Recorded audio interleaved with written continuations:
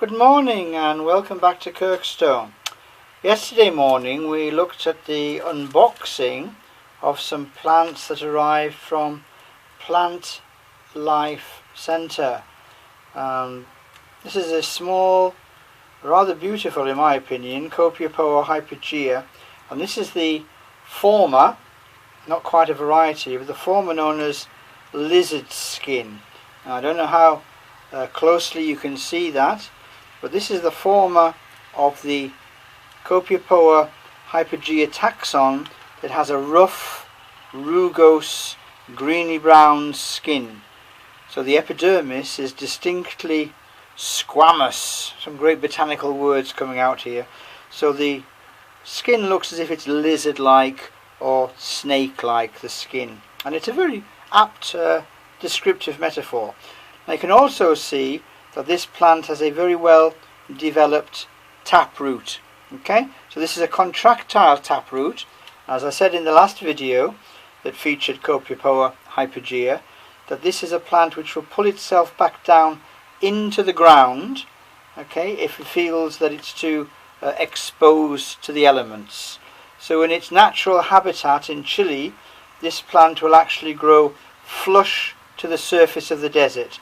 So only the very top of the plant would be exposed. It would never stick up out of the ground. There's a couple of reasons for this.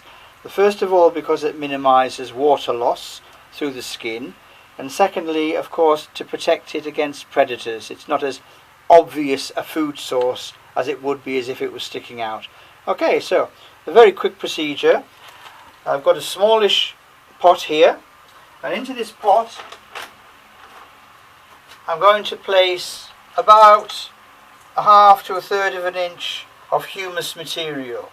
So this is a peat based material, in this case Jack's Magic.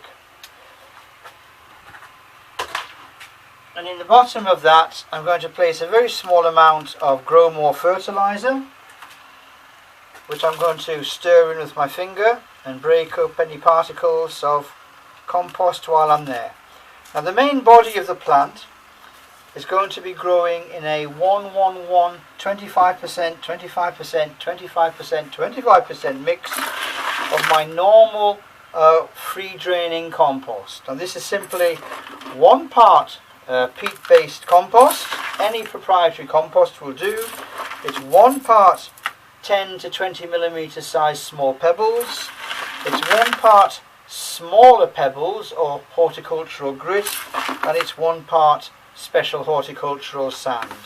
So the obvious thing to do then is to try and work out roughly where our new Copiapoa is going to sit in the pot, and then fill in around that lovely well developed taproot, making sure that the plant stays positioned as much as possible in the centre of the pot, so that when we come to move it later, and there we are, see?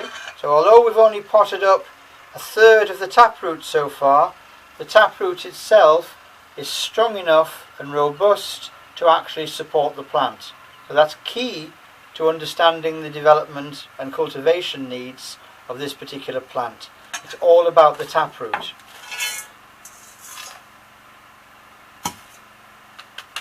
So I'll continue to fill in quite a long way up. Okay, so I make sure I maintain the position of the plant in the centre with this magic 1 finger, a controlling finger, and I'll tap around. So nearly there.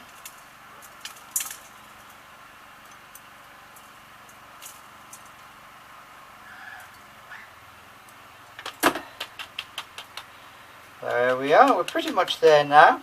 I can still see a tiny bit of the taproot, about 1/8 of an inch, but that's fine, because we're actually going to fill in that space with our normal topping mixture of that smaller size horticultural grit. So the particle size here is round about 5 millimeter average, so none smaller than 3 and none bigger than about 8 millimeters. So all that's required now is to tap down that and settle. Now the plant root itself will pull it down into the ground to a position where it feels is right. So I don't need to worry too much about that. So it's sitting a little bit proud at present, but the plant itself will determine its ideal growing position. And there we are. Copiapoa Hypogaea forma lizard skin, ready to go and join the other Copiapoas, eriosyce, sulcorubuscia, neoporteria, neochilenia, and the other choice small growing specimens, not to forget gymnocalycium, on the cactus side of the greenhouse. I hope you've enjoyed this very quick potting up of Copiapoa Hypogaea. I really love the genus Copiapoa, and I think you'll notice that as the blog develops over time.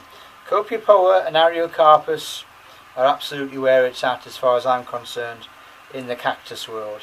So there'll be some more pictures of this going up on the Instagram account, Kirkstone Botanica 2007, and there will be some updates on the plant's development over time on our Facebook page at Kirkstone Botanica on Facebook. And we also have a Twitter account, but as I've said before, I don't really see the relevance of Twitter for us right now. But the other two social media outlets, please keep tuned, please check in regularly. There's something going up absolutely every day in the greenhouse to do with cacti, succulents, other geophytes, caduciform, pachycoles, ferns, aroids, have I forgotten anything? Cycads. So check back for all your horticultural fix, and we'll help you all out as much as you can. Please like on Facebook, please follow on Instagram, but most importantly of all, please subscribe on the YouTube channel, because we want to keep these pictures coming to you and these updated video blogs on cactus, succulent and bulb cultivation. So it's goodbye from me, and it's goodbye from Copiapoa Hypogaea, the lizard skin form. Bye for now. Thanks for watching.